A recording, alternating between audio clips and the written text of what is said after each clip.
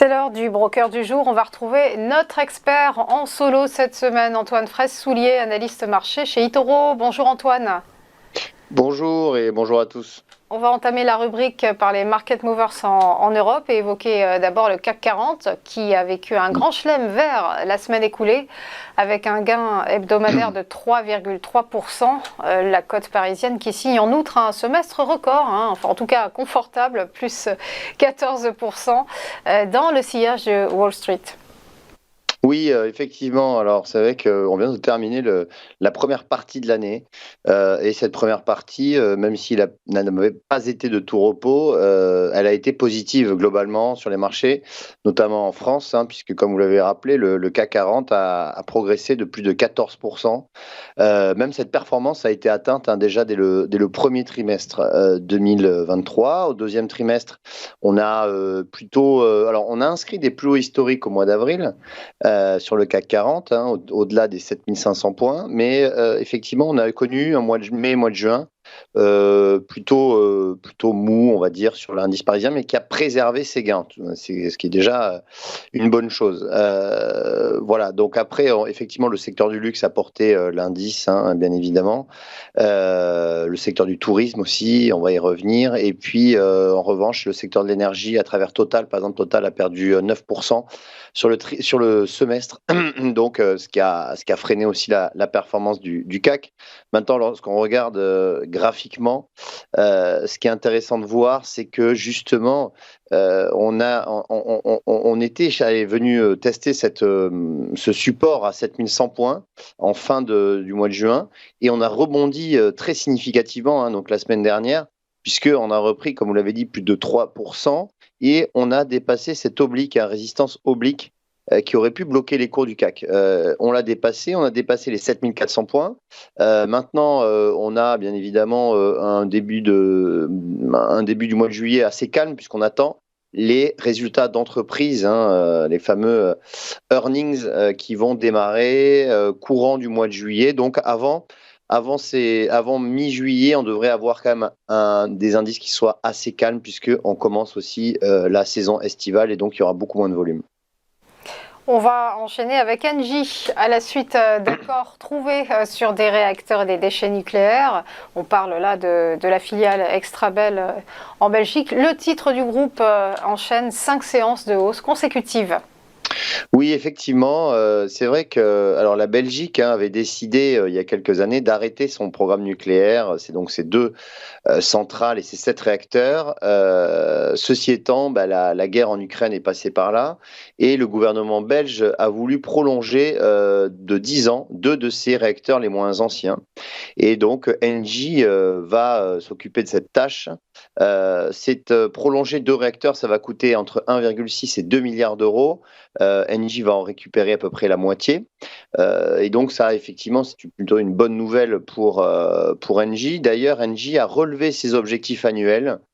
Il vise désormais un bénéfice net entre 4,7 et 5,3 milliards d'euros, contre 3,4 à 4 milliards. Donc on a un relèvement assez important de son bénéfice annuel. En plus, Engie, il faut rappeler que Engie offre un gros rendement, c'est-à-dire un gros dividende, puisqu'on a 9,6% de dividendes distribués par Engie, donc c'est considérable, une des actions de rendement les plus importantes du CAC.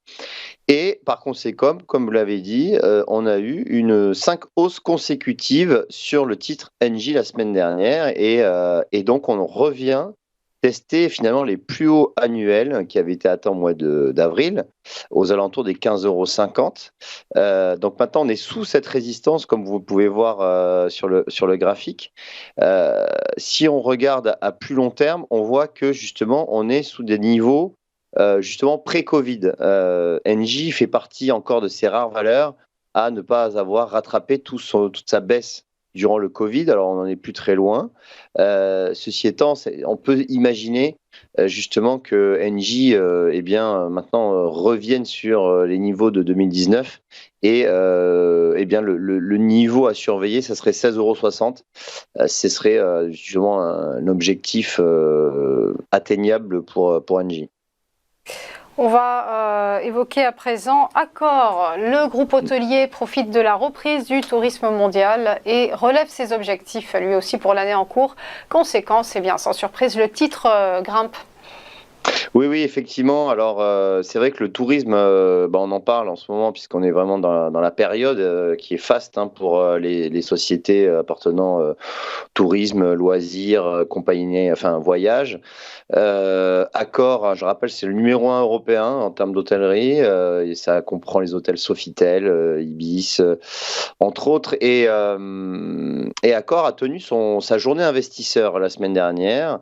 Et ce qu'on peut dire, c'est que le groupe n'a pas déçu les investisseurs puisque, d'une part, le groupe s'est satisfait d'un retour, hein, des touristes, notamment américains. Les Chinois ne sont pas encore vraiment présents, hein. Ils ont du mal à obtenir les visas pour voyager en Europe. Ils restent pour l'instant en Asie. Donc en fait, il y a encore tout ce potentiel de voyageurs, hein, qui n'est pas encore là et qui devrait arriver dans les prochains mois. Du coup, le groupe Accor a relevé son objectif de revenus par chambre disponible, hein. C'est un indicateur qui est très suivi dans le secteur de l'hôtellerie.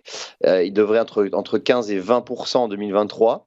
Voilà. Et aussi, le groupe a relevé ses objectifs d'excédent brut d'exploitation, le fameux EBITDA, pour la période 2023-2027. Donc, durant cette journée investisseur, le groupe Accor a vraiment rassuré les investisseurs et annoncé vraiment des chiffres qui devraient s'améliorer dans les prochaines années. Donc sans surprise, le titre a progressé, comme vous l'avez dit.